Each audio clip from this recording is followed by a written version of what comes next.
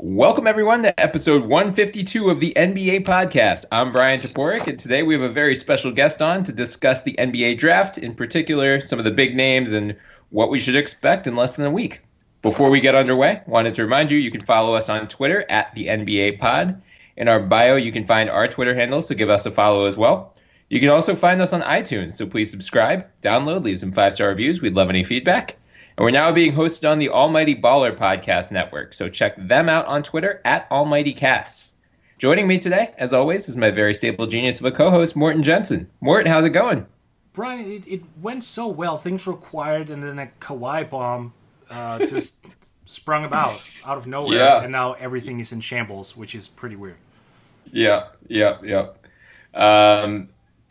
Well, we will be discussing, or by the time you've listened to this, we're going to have an episode already out about the Kawhi stuff. But yes, the NBA, if you needed a reminder, it's about to devolve into utter madness in the next 2 weeks or so. So get excited for that. But before we hit trades and free agency and all that good stuff, we're going to have the NBA draft. So joining us today is Ricky O'Donnell of SB Nation. He covers college basketball and the NBA there. He's going to walk us through the big names of the draft, what we should look forward to in those first 10 picks or so. So, Ricky, how's it going?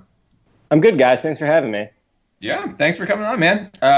Before we get underway, let our listeners know where they can find your Twitter and then any work that you want to plug as well.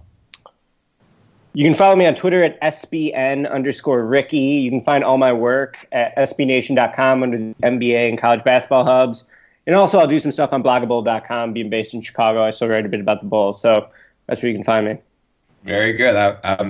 Condolences about following the Bulls. Mort is still trying to recover as well. But we will talk about, especially the number 7 pick, because there's been some interesting developments there over the past couple of days. But, Ricky, first, let's just start right at the top of the board. And I kind of just want to walk through quickly, your big board and then what you think certain teams are going to do. So, number 1, who's atop your big board right now?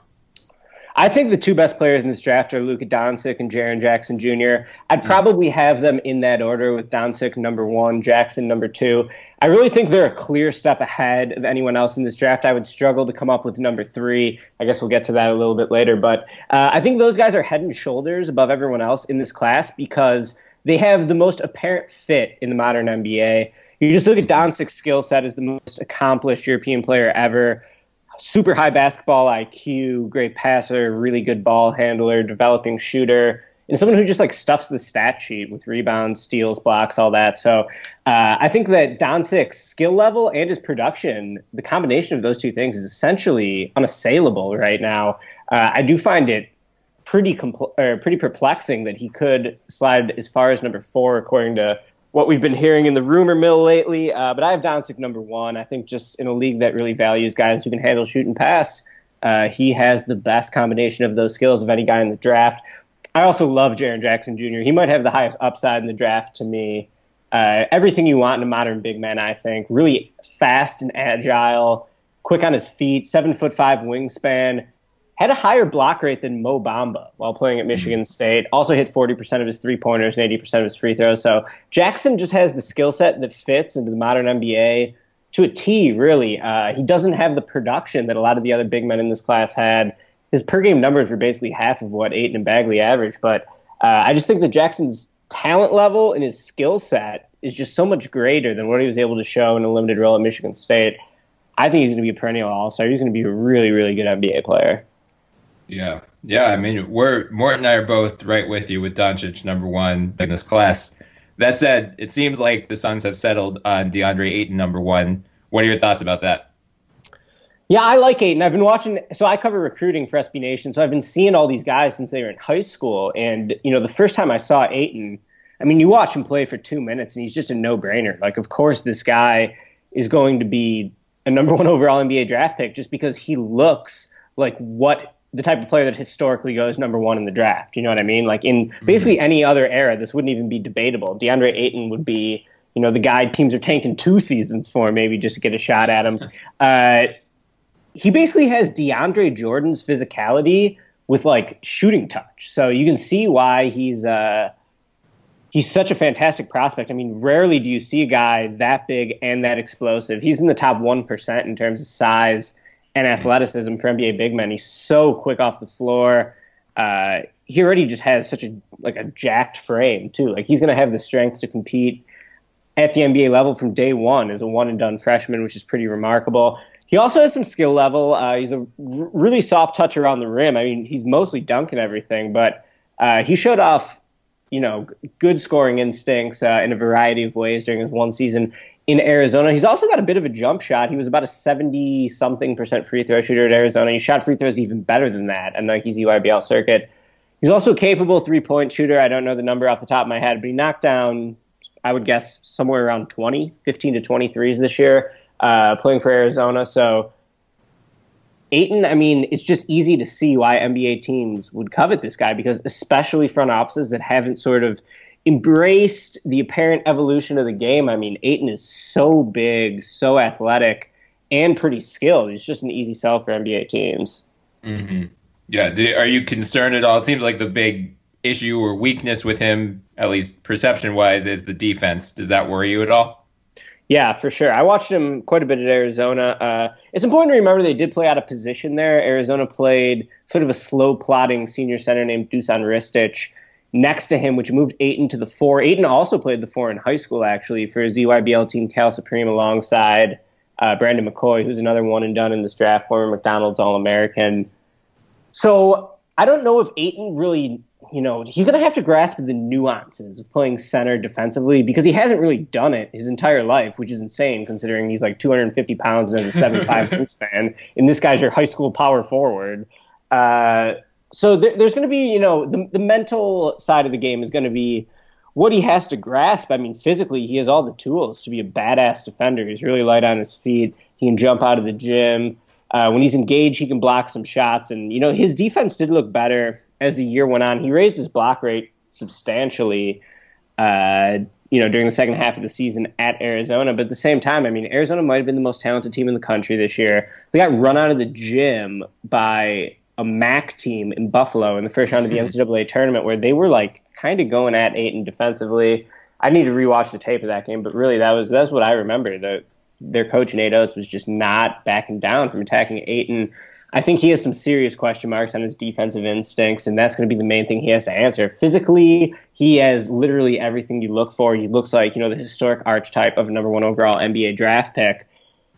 But I just think his feel for the game on both ends of the floor is questionable, and especially defensively. We're seeing good defensive centers like Rudy Gobert and Clint Capella get run off the floor these days in the NBA playoffs. What's going to happen to Ayton, who's a bad defensive center? Can a poor defensive center still be a cornerstone piece for an NBA team? I think that's questionable in this era. So would it be a win just if he turns out to be average? I mean, average. He's not going to be average. He's so talented that it won't matter. He'll still be. He's probably going to put up 25 and 12 or 25 and 13. He's going to put up insane numbers. The question is just, what's his impact on winning going to be? So I wouldn't say he's definitely not going to be average. He's going to be there's going to be times when everyone's going to be there's going to be nights where everyone will be oh, you doubted Ayton, you idiots. You just put up 45 and 26.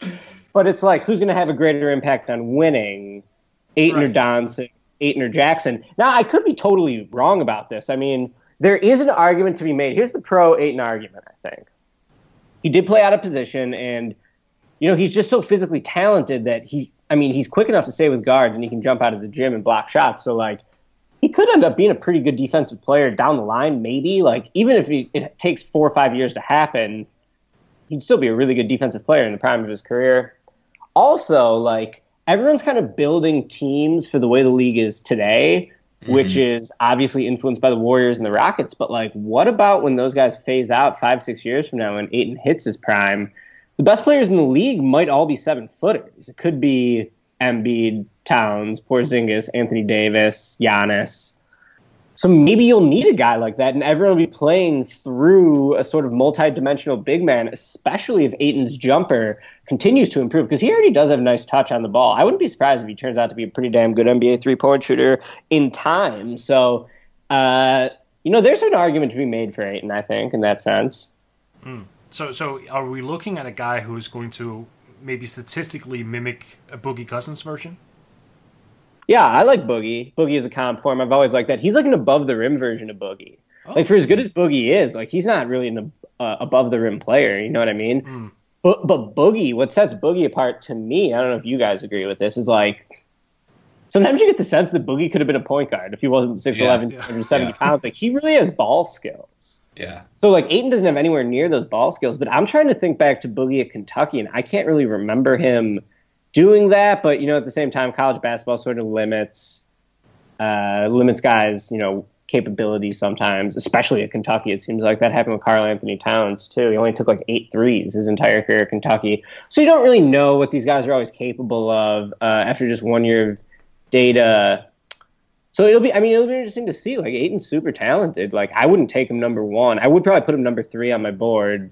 I don't think he'll be an average player. Like, I think he's going to be a pretty damn good player, but I just question his overall impact on winning. Oh, okay. So, yeah, what I meant was, is it going to be a win if he just turned out to be an average defender? Sorry for the misunderstanding. Oh, okay. I'm sorry. No, that was my bad. Yeah, if he was an average defender, like, yeah, I guess that would be a win. Like, I'm trying to think of what an average defensive NBA center looks like as a comparison. Like, who's an average defensive NBA center off the top of our heads? Well, not Jahlil Okafor. Not Jahlil Okafor. Someone who's slightly worse than Robin Lopez, I guess. Yeah, like he'll be way more mobile than Robin Lopez, so he'll be like a different kind of. You know, everyone's got their strengths and weaknesses as defensive centers. So, right. And you know, defensive rebounds goes into all that. Like, if he can clear the defensive glass, he's going to clear the glass. Right. Yeah, he's going to clear the glass, no doubt. And you know what? Like, you could probably go super small around him. You could probably play 4 guards around him because he's going to be such a sick rebounder. So you could really, like, surround him with shooters, space him out, let him eat inside. Like, that's what I would do if I get Ayton. Now, you look at the Suns' makeup. Booker's a sniper for sure, so that's solid. Jackson's really a non-shooter, but I love Jackson's defensive versatility. Mm-hmm. I'm a big fan of Josh Jackson. He was one of my boys in the last draft class. In case you're wondering, my bona fides as an NBA draft opinion guy, I had Josh Jackson ahead of Jason Tatum this time last year, so it shows that I'm... So did a lot of people, though. It's not just you. Yeah. So yeah, and then I would try to go, like, I guess they got Marquise Chris and Bender. Maybe you want Bender's passing in there at the 4 or the 5. Move Ayton back to his preferred position of being an absolutely insanely huge 4. So I don't know, like, I would just downsize, surround him with shooters, and just let Ayton eat inside.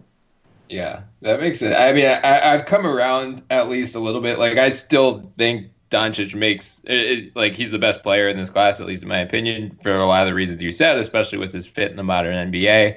I don't think it's like a franchise crippling mistake for the Suns to take Ayton number 1 if they use him correctly. Like, you know, he's already said he and Booker are going to be the next Shaq and Kobe, which I feel like someone needs to give him a history lesson about how that turned out. Like, yeah, they won a couple rings, but they didn't last all that long together. But let's move to the Kings at 2 now, because I think that's really the swing point of this draft already. Because, you know, it seems like the Suns would settle on Ayton, but we're getting word from ESPN's Jonathan Givony. He was the first to report it.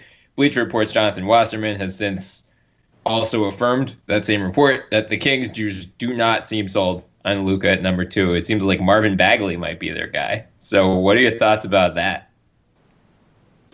I mean, they're the Kings. Of course they're going to screw it up.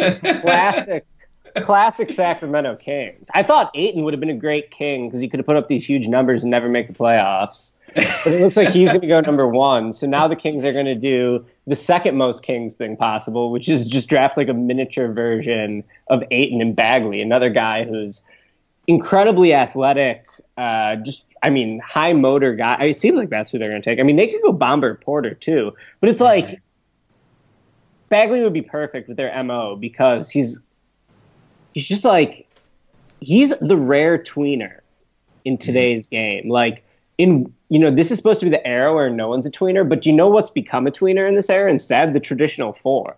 And he's a traditional 4 to me because he can't really space the floor or handle like a modern wing. The big wing's currently manning the 4 in the league, and he definitely doesn't block enough shots to play the 5. So it's like, what position does this guy play? I think there's no doubting Bagley's talent level. And I'm actually pretty high on him in general, but I think he has a lot of the same questions Ayton has. What's his impact on winning going to be? Is he going to play any defense? What's his positional fit in the league? And he's just not as big as Ayton, but he's just as explosive, maybe even more explosive. Like Marvin Bagley can jump 3 times quicker than you can jump once. If you want an NBA comparison for him, how about like John Collins on steroids? Ooh, John Collins was pretty good right away. Yeah. You know what I mean? How's John Collins on defense? Like, he had a bad rap at Wake Forest.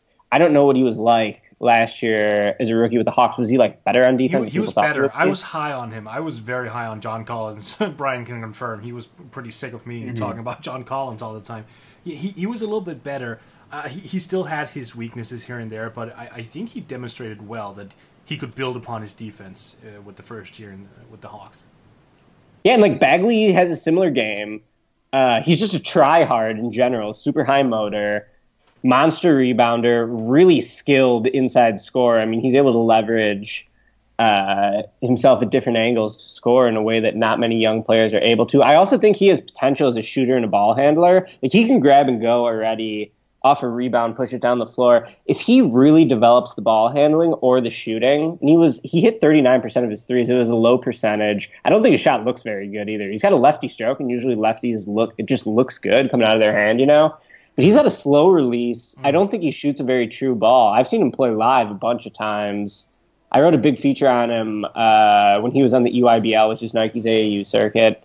His team couldn't win a game, which I think was pretty interesting. That was the title of my story. They had the best team they had the best player in the country, and they were 0-8. So I think that's pretty interesting to look at in retrospect. Like, what's his impact on winning?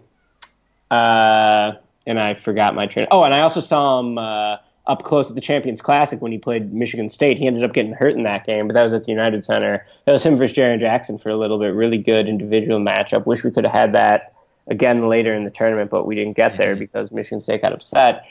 Yeah, like Bagley's good, but I mean, I would take Luka over him, no doubt. Like, Luka's just a more natural fit in today's game.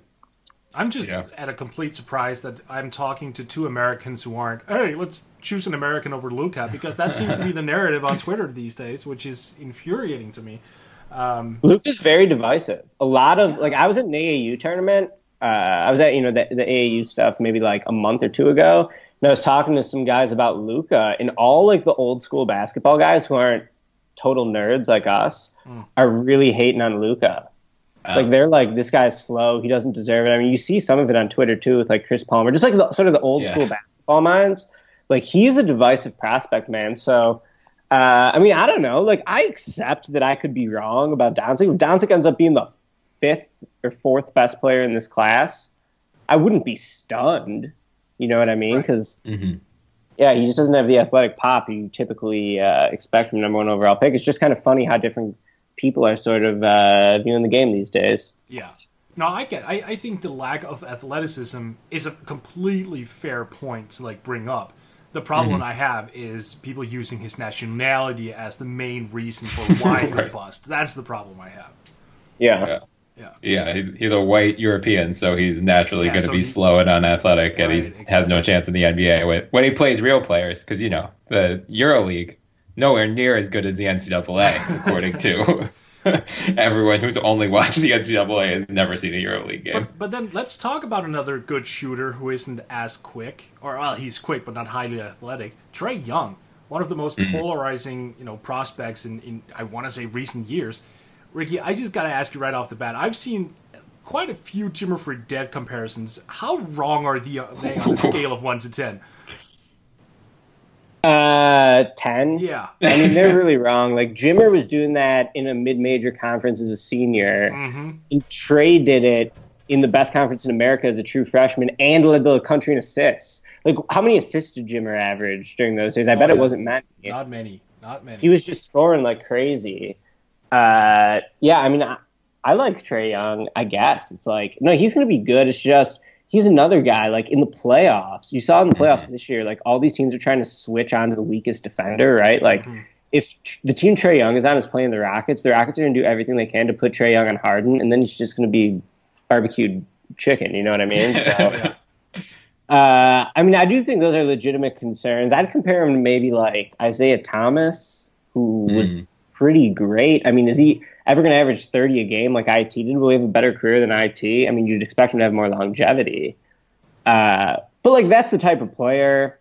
I think you're looking at. Maybe, I mean, a better passer, probably. He's a really good passer. That's where some of the Steve Nash comparisons come in. I will say I would expect him to be the worst defensive guard in the NBA.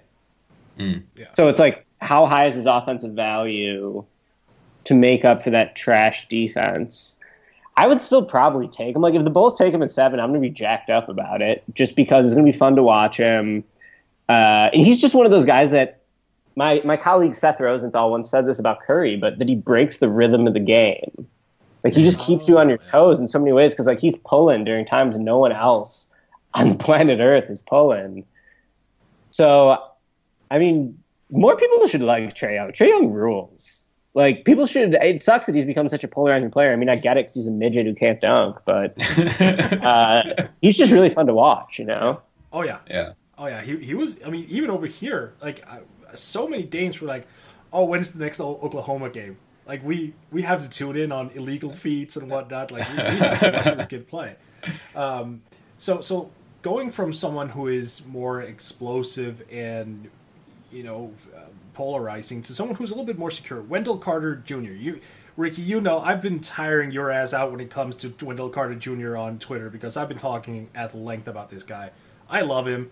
And in the latest blockable post you had up, you actually had the Bulls choosing him at 7th if you were going to select a guy. But to your credit, though, you did say like you could go in a multitude of ways. But what interests you regarding Wendell Carter Jr.? Well, I feel like he has the best combination of a really high floor and a pretty high ceiling. I think his ceiling is getting a little undersold in a sense because he just doesn't have many holes in his skill set. He's another guy I wrote a big feature about in high school. Flew out to watch him at USA basketball camp. He was always a stud. I mean, constantly a top 5 overall recruit. Rebounds super well. Blocks some shots. Granted, he was in the middle of Duke's zone, so I do think that's a bit of a question mark going forward. But he has high basketball IQ. He's really long with the 7'3" wingspan. He's just strong. He played at almost 270 pounds at Duke last year. I think he's actually going to be a really good shooter. He's got a quality face-up jump shot. He hit over 40% of his threes at a low volume. I think like 20 makes at Duke this year. But I just like Carter's game in general. He doesn't have many holes in his skill set. I think he's going to be a beast inside. He's going to be able to pick and pop or dive to the rim. He's not super explosive athletically off the ground in terms of being a guy who can finish lobs. And he's not the quickest guy laterally, which is definitely his biggest question mark. Maybe his only real question mark is his lateral quickness. Can he make up for it with a combination of basketball IQ and length? Perhaps. I think that's on the table. But, you know, like, you'd argue it either way, right? So, like, I like Wendell Carter Jr. Yeah. But in a scenario where he busts, everyone's going to be like, wow, you took the slow big man in a league where slow big men are getting torched. So it's going to be easy to see in hindsight if he busts. Yeah. But I don't think he's going to bust. I mean, he just does too many things well. Maybe it'll ultimately come down to how good of a jump shooter he is. But, I mean, Horford is still such an effective player. He gets Horford comparisons, which you can see. When I saw him in high school, I compared him to Elton Brand, who had a long and successful NBA career. But now, you know, you wonder how good would Elton Brand be in today's era. I don't really know. I like Carter, though. I feel like, you know, Carter's just going to be good. Like, if Wendell Carter makes two, 3 All-Star teams, how many guys in this draft are really going to be better than him? Right. Like, maybe a handful, but even then, if he's picked at 7th, like, that's a completely fine, a completely fine spot to land in, obviously. Yeah, I do think it's funny, though, because I've been saying this from the start, like, the Bulls shouldn't take a center, because I think Markkanen should be center in this era. I mean, he's 7 feet tall, and plus you could just have some really dynamic offensive lineups around him. But you know what? What if you just have a badass front court combination of Carter and Markkanen? I mean, Carter would be a good fit in a lot of places. I just don't want to focus about the Bulls because who gives a shit about them? But he'd be good in New York. He'd be good in Cleveland. He'd potentially be good in Orlando. I mean, I would go with Gordon and Isaac as the front court of the future if I were the Magic, but we'll see what they think about that. So I like Wendell Carter Jr. I think whatever team gets him is just going to get a solid-ass player. And if you have time for one more question, one of the most talked about names out there seems to be flying high on the drafts right now, even though he seems to be more and more injured. Michael Porter Jr., he's going to end up being drafted number 1 if he, like, loses his arm or something, it seems. Like, he just keeps climbing. Why? What's happening, Ricky? Yeah, I mean, I saw Porter play a ton in high school, too, when he was healthy, and I thought he was a sure thing at the time.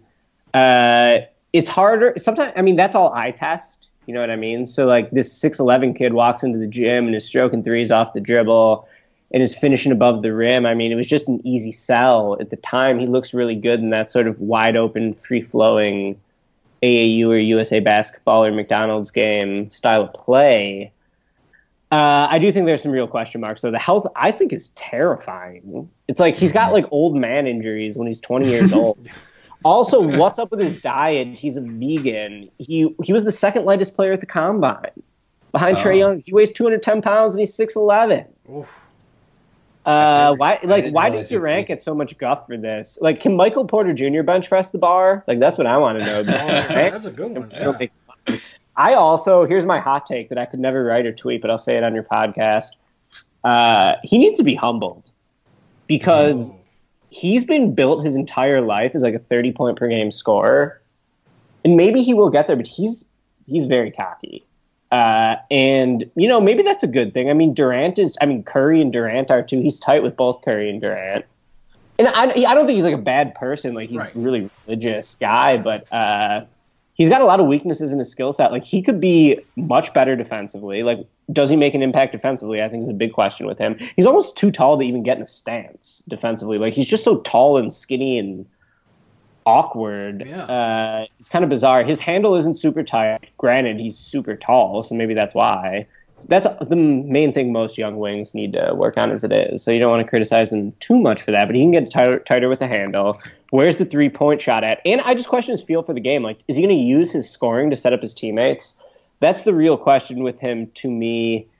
His talent level is obvious, though. I mean, the ideal version of Michael Porter is a 6'11", three-level scorer who can get you 25 a night at least. So, I mean, I wouldn't be devastated if a team like the Bulls took him. I think that he is getting talked up. I mean, the fact that he could go 2 is just insane. Yeah. That's some total Kings bullshit. but I mean, you can sort of see why. Like, no one wants these bigs, I guess. You know, in an era that demands a player, like, you want a player who's like Michael Porter Jr., but not Michael Porter Jr. to me, because he's got these injuries. And like ESPN's Jonathan Givony had the report out Thursday about, you know, he was going to have a workout in front of teams Friday. They had to cancel it because he has a strained hip. And then at the bottom of the article, he said, you know, they already gave the full medical examination, gave it to all teams. The medical staff say the results are encouraging. One person said there doesn't appear to be anything wrong with him right now, but a conservative doctor could be concerned about what might happen down the road. But the one quote was, "Everyone is worried about missing out on a star. No one wants to miss out on another Joel Embiid." So I think that's, you know, you gave the pro Ayton take earlier. Like, that's the pro Porter take, is like, if he's healthy, he was the number 2 player in his class coming into college. Like, you know, he probably would have been a top 5 pick if not for the back injury. So let's talk about some other recent number 1 overall recruits or number 2 overall recruits. Harry Giles. Yeah. Jaleel Okafor, Skal Labissiere. There's probably a couple more that I'm forgetting, but all those 3 guys have been in the last 3 classes, I think. Yeah. 2 of them with the Kings. There we go. They just it's their destiny to draft Porter. I told Mort the other day that if they really were interested in Porter, they need to talk to the Magic, trade down to 6, because the Magic, I feel like, of any team in the top 10, Luka it's like the biggest need for them is point guard, obviously, and Luka could fill that hole, and then they could take Porter at 6, and, like, at least it's, you know, you're getting some assets in return, in theory, with trading down 4 spots. So even if Porter busts, you're still not totally shit out of luck. But I mean, in the NBA draft, if you like Porter, just take him, because some other idiot team like the Mavs could take him. Like, you never know. Like, if you want him, just take him. And if he ends up being the best player, you look like a genius. And if he ends up being bad, I mean, do the Kings have any front office accountability as it is? Like, no. So no one will lose their job. It'll be fine. Everything's just fine. Pages would probably not. No. Yeah, that's true. Speaking of no front office accountability, I want to quickly ask about the Sixers, Ricky, because my guy all year has been Mikal Bridges. I wanted him at number 10. It seems like, I mean, just based on some of the mocks that have been coming out as of late, it seems like he might actually be there. I've seen Kevin Knox really seems to be rising a lot. The Ringer had him going to your guys' Bulls at 7. I think Gavoni's latest mock had Knox going to the Knicks at number 9. So could you just give us a brief breakdown on Mikal and why is he, at least perception-wise, why is he slipping down a little bit? Well, I mean, when Mikal Bridges was the same age as everyone who's going to get drafted ahead of him, he was redshirting. He couldn't even play college basketball because he was so weak, and he didn't have a shot. So, I mean, just the fact that he's a redshirt junior, I think, is the first sort of red flag. He also really can't do much with the ball. I mean, he's not going to create offense. He's pretty much a straight 3-and-D guy who stays in his lane, but he's really good at what he does. He can stroke, man. Like, his development as a shooter was remarkable. Over 4 years at Villanova. I mean, they would run him off some sets that you'll see the Warriors run for Klay Thompson. He has a really quick release, great free throw shooter as well, so it's not an aberration. And he just kept improving his three-point shooting ability over 4 years of college. So to me, he's a sniper. I think that that's going to sort of ultimately determine how good he is because I don't see him being able to create much offense. And that really limits his ceiling, I think. He's a good fit for the Sixers, though, who have two guys who are going to control the ball so much, and Embiid and Simmons, that they kind of just need someone to spot up. But I thought watching that Sixers playoff series against Boston, they needed another creator who wasn't Simmons. Yeah. What they need is prospect Fultz. If they had the prospect version of Fultz, Bridges would be a perfect complementary guy. So I dig Bridges. I mean, I've always liked Bridges. I did a big story on him 2 years ago. So they won the national title his redshirt freshman year, and I wrote a story on him that summer being like, this guy's ready for a breakout. And then he had it a year later. So I was wrong, but I was also kind of right. Yeah. Because it just happened a year later. So I've always been a fan of his game. I got to talk to him a bunch of times when I covered the Final Four this year. He's like a low maintenance guy. I saw someone say that yesterday. Like one of the NBA teams said Bridges is a low maintenance guy, but he is. He's just sort of he's not going to be an ego guy. He's not someone who's going to play a selfish brand of ball. Right. I will say, though, he's skinny as hell. And if I'm taking a guy in the top 10 who can't create offense for himself, can't really put the ball on the floor, he's sort of got to be able to defend like LeBron, Durant, Harden, Jimmy Butler, at least as much as anyone can defend those guys. Yeah. But he's almost too skinny for that. I don't know how good he's going to be switching on to traditional bigs. You can say Mikal Bridges is a switchable defender, but what happens if he gets switched on to Wendell Carter? Wendell Carter's going to put his big ass into him, knock him to the ground. You know what I mean? Bridges is just too skinny. So I would like Bridges more in the teen range. Oh, interesting. Personally, but he's going to be good. I mean, if you just want a solid 3-and-D guy, but here's the meanest thing I'll say about Mikal Bridges, whom I love and should not bully like this on the internet. But he's kind of he's like good Tony Snell. I like it. Yeah. He just doesn't have much diversity to his game. But he'll defend, he's long, but he's skinny as hell. And he could be a great shooter. That's really where his value is ultimately going to be determined. And you look at the Sixers, and they were playing Bellinelli and Ilyasova crunch time minutes in the playoffs. Two guys they just picked up off the streets. Right. So it's someone like Bridges, who so many of these guys like Knox are 3-4 combos who are much better at the 4 than the 3. Bridges is a pure 3. Yeah. Which has a lot of value. So, I do like Mikal. I think he'd be a pretty good bet for the Sixers at 10. And just for a lot of teams, his game, you want 3-and-D guys, and he's a straight 3-and-D guy. Yeah. Yeah, I think the point you brought up about, they don't really, ideally, everyone wants two-way wings that can also create for themselves. That's the dream for every team right now. But those guys aren't really all that readily available anywhere, whether it be draft, trade, free agency. The fact they have a Simmons and Embiid, and in theory, I still believe in Markelle Fultz. I'm going to go down on that ship. So in theory, they have him coming back. He's working with Drew Hanlon now, so maybe he regains his shooting stroke. They just need, put him and Covington on the floor together. And Godspeed to any team that's trying to score with their wings. Yeah, but Covington is bad in the playoffs in part because he can't put the ball on the floor. Yeah, I know. It worries me. Believe me. I thought LeBron was coming to the Sixers until about an hour ago, but now I'm starting to realize they're all going to the Lakers. I got a quick hypothetical to throw out for you because I was doing the SB Nation team blogger draft and I was running the Bulls. In that, and basically all the team sites for SB Nation, run a mock draft and it's fun. And the Sixers guys offered us Markelle Fultz for number 7. Ooh. And we turned it down, but I was kind of like, worried that. Yeah, I would do that if I was a Bulls. You would? Yeah, but I mean, if he can ever shoot, he's not going to be worth it. And it's like a mental problem, which is so scary. It's like John Lester not being able to throw to first base on a pickoff. Right. It's like the same thing. Like when it's in his head, if it is a mental thing. I mean, I don't know what's up with Markelle Fultz, but I was a huge Fultz fan coming into last year's draft. I would have taken prospect Fultz over Doncic. I was that high on Fultz. He was such a stud. Yeah. I was right there with you.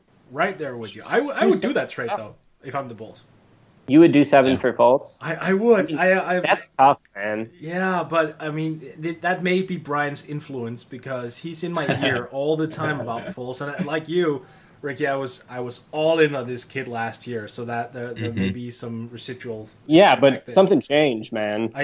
Certainly. Certainly it did. I'm just hoping it's not permanent. I'm looking at that age, and I'm going, that could possibly change revert back. Yeah. And also, the Bulls are going to screw up 7 no matter what. Like, they're going to take Kevin Knox. So, probably. Yeah, they will. You have to assume the worst with the Bulls at 7. So maybe at least taking a known commodity beats whatever dipshit thing they're going to do at 7. A known commodity who can't raise his arms above his head. Right. Hey, man, Drew Hanlon, he's a miracle worker. He turned Jason Tatum into, like, fucking Paul Pierce 2.0 in one summer. Turned Joel Embiid into a monster. It's going to happen. I'm telling you, buy stock low on Markelle Fultz Island. All right. Morten, any final questions for Ricky? No, I think we have to let Ricky go now because he was a little bit busy, I believe. Yes. All right. Well, in that case, Ricky, thank you for joining us. One more time for our listeners, let them know where they can find you on Twitter and where they can find your work. SBNation.com for all my work. No one needs to follow me on Twitter, but it's SBN_Ricky if you want to. I've got a big Zaire Smith feature dropping this week that I'm excited about. That one's in the can already. Talked to his dad, his AAU coach. Talked to him a bit at the Combine, and Keenan Evans, who is his best teammate at Texas Tech. So I'm pretty jacked up about that. I also got a piece coming next week on sleepers. I got like 9 sleepers in the draft I like, and I got a piece. Oh, I'll just have 2 mock drafts. I'll have a mock draft on Monday and Thursday. So it's going to be a busy week. Awesome. But I love the NBA draft, dude. This has always been my favorite. It's so dumb, but it's like literally my favorite event in sports, right? Oh, the NBA. It's Christmas Eve. It's Christmas Eve for me. I always celebrate the draft way more than anything else in my life, which is kind of sad, really. But I'm looking forward to the Zaire Smith feature. I've been waiting for that one. I know you're very high on him, so I'm really looking forward to that one. And everyone who listens in, go check out Ricky's stuff on SB Nation. It's great. Yes, definitely. Any sleepers you want to plug quickly, Ricky? I'm trying to think. Well, I'll just spoil the article here. Off the top of my head, my sleepers were Josh Okogie from Georgia Tech. I love him. Mitchell Robinson, who didn't play college basketball last year, but he's like an athletic center. Jared Vanderbilt, who is another guy who barely played last year for Kentucky, but he was sick as a recruit when I watched him. How about this? Jared Vanderbilt's AAU team, when I watched him play the first time in AAU, his teammates were De'Aaron Fox, Robert Williams, who's in this draft from Texas A&M, and Carson Edwards, who might be the best point guard in college basketball next year. He plays for Purdue. He'll be a junior next year. And he was the best guy on that team. Whoa. As a freshman. So I'm buying high on Jared Vanderbilt. Draft him in the 2nd round if you want a home run pick. Just guys like that. Nice. Awesome. Yeah, I love Okogie, so I'm happy to see him get some love there. So yeah, everyone check all that stuff out next week. Just stay plugged into SB Nation. They're gonna have a bunch of shit coming out about the draft. In the meantime, follow us on Twitter at the NBA Pod. You can find our Twitter handles in our bio, so give us a follow as well. You can also find us on iTunes, so please subscribe, download, leave some 5-star reviews. We'd love any feedback. And we're now being hosted on the Almighty Baller Podcast Network, so check them out on Twitter at AlmightyCasts. Until next time, I'm Bryan Toporek, and I was joined, as always, by Morten Jensen and our special guest, Ricky O'Donnell of SB Nation. Have a good one, guys. You too, Brian.